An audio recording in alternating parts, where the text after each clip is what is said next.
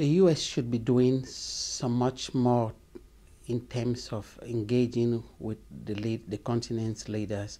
There are still quite a handful of dictators in the continent, and President Obama promised in 2008 that he wanted to see more of fewer strong men and stronger institutions.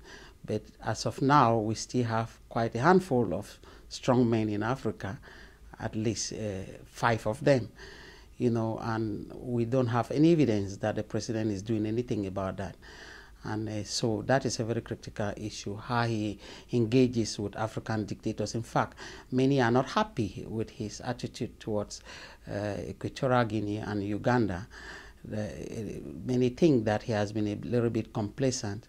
He has not been hard enough on Africa's dictators, and governance is still a major issue in Africa, even though the U.S. is putting a lot of conditionalities to make sure that that happens, but it's still a very crucial issue.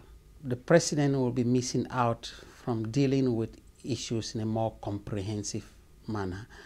I would have imagined that a more altruistic agenda of a visit to Africa would have had a regional focus.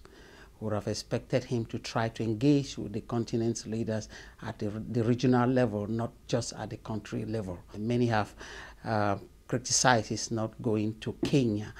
I would think that the president's decision not going to Kenya at this point in time is good for the president of Kenya, Uhuru Kenyatta, who is actually supposed to appear before the International Criminal Court next month for charges that are being libeled against him.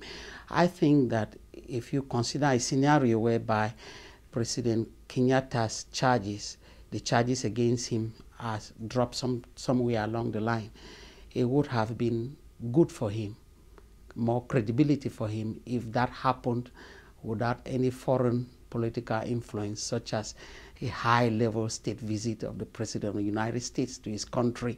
From an African perspective, I doubt what this trip is going to really bring for the average African, given that Senegal and Tanzania are not major players on the continent, and we know that South Africa is not really the one that the country that is driving the continent's economic prosperity.